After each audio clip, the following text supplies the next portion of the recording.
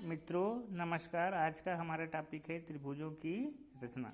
त्रिभुजों की रचना हम कैसे कर सकते हैं या क्या क्या चीज़ें इसके लिए आवश्यक है। तो सबसे पहले इसके लिए दो भुजाओं का योग तीसरी भुजा से बड़ी होनी चाहिए। हम जानते हैं त्रिभुज में तीन भुजाएं होती है, लेकिन जब ये तीन भुजाएं होती है तो उसमें किसी भी दो भुजा को जोड़ने पर उसका जोड़ जो है हमेशा तीसरी भुजा से बड़ी होनी चाहिए, तभी त्रिभुज का निर्माण होगा, अन्यथा नहीं होगा। जैसे यहाँ पर मैंने कुछ उदाहरण लिए हैं।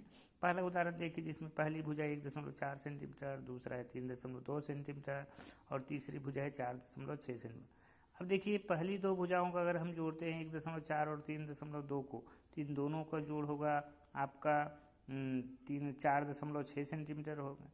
जबकि हमारा नियम कहता है कि किसी भी दो भुजा का जोड़ जो है हमेशा इस तीसरी भुजा से बड़ी होनी चाहिए, लेकिन ये बड़ी नहीं हो रहा, इसके बराबर हो गया।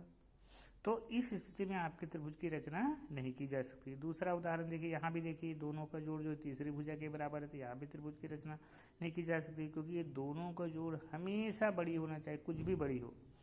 तीसरा देखिए, यहाँ पर पहली भुजा 1.8 से, दूसरा भी 1.8 से, दोनों को जोड़ेंगे तो आएगा 3.6, जो हमारी तीसरी भुजा से छोटी हो गई है, छोटी बिल्कुल नहीं होनी चाहिए।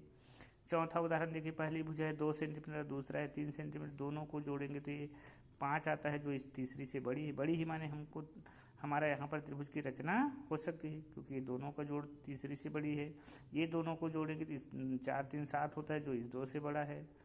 ये दोनों को जोड़ेंगे 4 2 6 होता है, जो इस तीसरा 3 से बड़ा है। तो इस प्रकार से किसी भी दो भुजा को जोड़ोगे तो हमेशा तीसरी भुजा से बड़ी होनी चाहिए, तभी आपके त्रिभुज की रचना की जा सकती है, अन्यथा नहीं की जा सकती है। ठीक इसी प्रकार जैसे हम जानते हैं कि त्रिभुज में तीन भुजाएं होती हैं, इसी प्रकार से तीन कोण भी होते हैं, और ये जो तीन कोण होते हैं तो तीनों कोणों का जोड़ 180 होना चाहिए, ना 180 से कम होना चाहिए, ना 180 से ज़्यादा होना चाहिए। मान लो दो ही कोण दिए, जैसे यहाँ पर ये दो ठो कोण दिए, तो अगर दो ठो कोण दिए तो दोनों का जोड़ 180 से कम होना चाहिए। दोनों का जोड़ 180 या 180 से ज़्यादा होगा तो आपके त्रिभुज की रचना नहीं की जा सकती। जैसे देखिए यहाँ पर देखिए, पहला कोण दिए 120, दूसरा दिए 30, दोनों को जोड़ेंगे तो 150 आएगा, जो 180 से कम है। कम है माने हम त्रिभुज की रचना कर सकते हैं। दूसरा उदाहरण में देखो, पहला कोण है 70, दूसरा 120, दोनों को जोड़ेंगे तो 190 आएगा, जो 180 से ज़्यादा हो गया, और ज़्यादा बिल्कुल नहीं होना चाहिए, बराबर भी नहीं होना चाहिए 180 के। तो यहाँ दूसरी स्थिति में त्रिभुज की रचना नहीं की जा सकती। तीसरा में देखिए, पहला कोण है 90, दूसरा कोण है 90, दोनों का जोड़ 180 हो गया, तो 180 नहीं होना चाहिए, कम होना चाहिए, मैंने यहाँ भी त्रिभुज की रचना नहीं की जा सकती। चौथा में देखिए, पहला कोण है 60, दूसरा 120, दोनों का जोड़ हो गया 180, और 180 से कम होना चाहिए दो कोणों का जोड़, तो यहाँ भी हमारा त्रिभुज की रचना नहीं की जा सकती। तो इस तरह से याद रखना है मित्रों कि दो ठो कोण दिया है अगर त्रिभुज के, तो दोनों का जोड़ हमेशा 180 से कम होना चाहिए, और तीन ठो कोण दिए तो तीनों का जोड़ 180 होना चाहिए, बिल्कुल 180 ही होना चाहिए, ना कम ना ज़्यादा, अगर तीन कोण दिए हैं तो ये दूसरी स्थिति।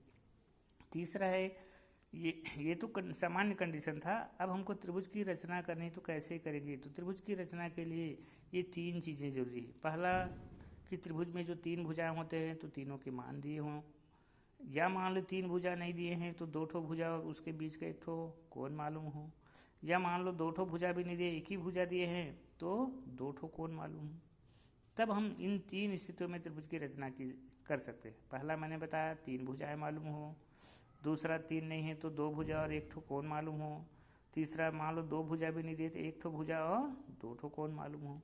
तो इस तरह की स्थिति है तभी हम त्रिभुज की रचना कर सकते हैं, अन्यथा हम त्रिभुज की रचना बिल्कुल भी नहीं कर सकते। कैसे करते हैं देखिए, यहाँ पर मैंने अभी कहा कि तीन भुजाएं दी गई है तो त्रिभुज की रचना हम कैसे करते हैं, चलिए देखते हैं। ये देखिए एक उदाहरण मैंने दिया है जिसमें त्रिभुज की तीन भुजाएं दी गई है। पहला भुजा दिया है 4 सेंटीमीटर, दूसरा 5 सेंटीमीटर, तीसरा है 6 सेंटीमीटर। तो ये तीन भुजाएं दी है तो हम त्रिभुज की रचना कैसे करेंगे। देखिए ये तीन भुजा दी है, तीनों में से कोई भी एक भुजा को पहले ले लेना है, चाहे पहला वाला को लो या दूसरा या तीसरा, वो कोई सभी ले सकते हो। मैंने दूसरी भुजा ली है 5 सेंटीमीटर। ये देखिए इसके जैसे 5 सेंटीमीटर सबसे पहले एक भुजा नाप देना है, ये 5 सेंटीमीटर है। ये एक भुजा 5 सेंटीमीटर लेने के बाद इसको नाम दे दिए, दूसरी भुजा मैंने हमने इसको नाम दे दिया ए बी, ठीक। लेने के बाद ये देखो ए हो गया, बी हो गया, इधर सी मिलेंगे। तो सी के लिए देखो ये पहली भुजा ये दिया है 4 सेंटीमीटर। तो ये प्रकार को आपको 4 सेंटीमीटर ऐसे फैला लेना है। ये देखिए मैंने 4 सेंटीमीटर ऐसे फैला लिया है, ये 4 सेंटीमीटर है।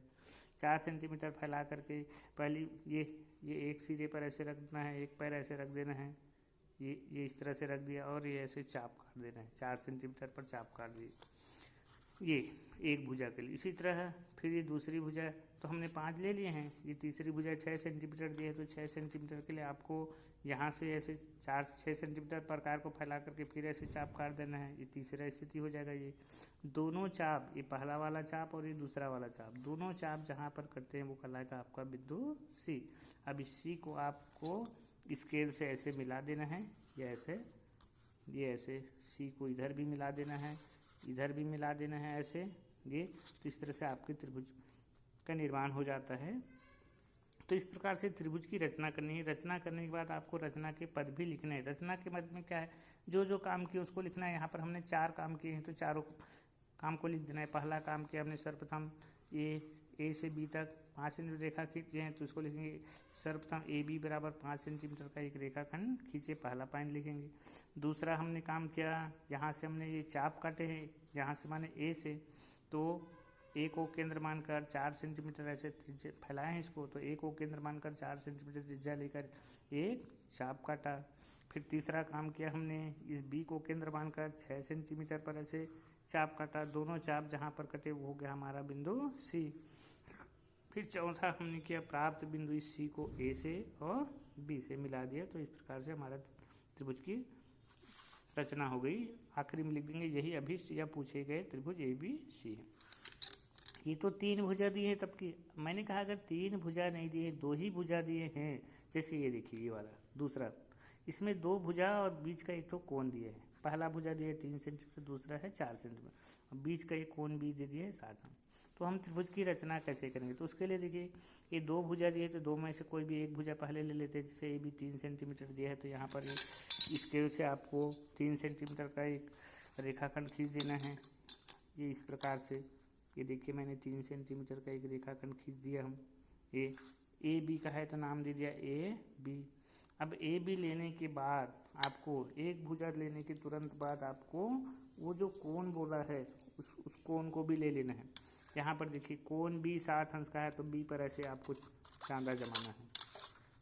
ये बी पर चांदा जमा देना है, इस बी पर ये इस तरह से चांदा हमने जमा ली बिल्कुल। ये बी पर रख दिया और ये इसकी लाइन ऐसे सीधी लाइन पर रख दिया, और ये 60 अंश का है। देखो हमने बी पर चांदा जमाया है, ए बी के बी पर चांदा जमाया, तो ए की ओर से ऐसे पड़ेंगे। हमारे चांदा में हर कोण 2-2 बार हो। देखो ये 0 ये है, 180 यहाँ है, ये 10 है, इधर 170 है, इधर भी आपको ये 10 0 मिलेगा, 180 मिलेगा, 170 मिलेगा, यहाँ पर 10 मिलेगा। तो आपको पढ़ के ही लिखना है। तो यहाँ पर बी पर चांदा जमाए हैं, तो हमको 60 अंश नापना है, तो बी पर है तो इधर से पढ़ेंगे 0, 10, 20, 30 इस तरह से 60 अंश पर ऐसे एक निशान लगा दिए, और निशान लगाने के बाद ऐसे स्केल से आपको एक लाइन खींच देना है, जिसको हम किरण कहते हैं। कोण पर जो खींचते हैं वो किरण कहलाता है। ये किरण ये बी एक्स हमने खींच दिया। अब किरण खींचने के बाद देखो अब यहाँ पर हमको जो दूसरी भुजा है वो लेना है। बी सी दिया है 4 सेंटीमीटर, तो 4 सेंटीमीटर प्रकार को ऐसे फैला लेना है। ये इस टाइप से 4 सेंटीमीटर, ये जैसे मैंने 4 सेंटीमीटर ये फैला के रखा हूँ। ये बी सी कह रहा है, तो इस बी पर ऐसे प्रकार का एक पर रख देना है, ये ऐसे, और ऐसे सी के लिए ऐसे चाप काट देना है। ये जो चाप जो है, ये जो किरण खींचे जिसको जहाँ पर काटे वो हो गया हमारा बिंदु सी। अब ये जो प्राप्त बिंदु सी है, इस सी को हमको स्केल से ऐसे मिला देना है, तो हमारा त्रिभुज बनके तैयार हो गया।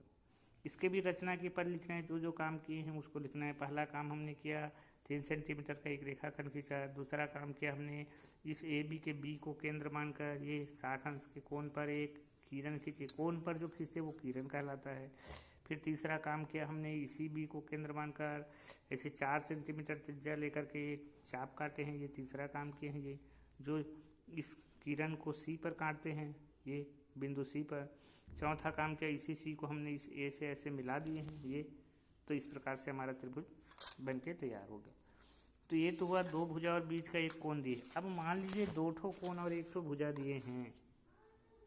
2 ठो कोण, जैसे देखिए यहाँ पर तीसरा में एक ठो कोण दिए है 30 अंश कोण बी बराबर, दूसरा वाला कोण दिए कोण सी 110 अंश। ये अब ये दो ही कोण दिए हैं और इसके बीच की भुजा बी सी 5 सेंटीमीटर दिए, तो हम त्रिभुज की रचना कैसे करेंगे?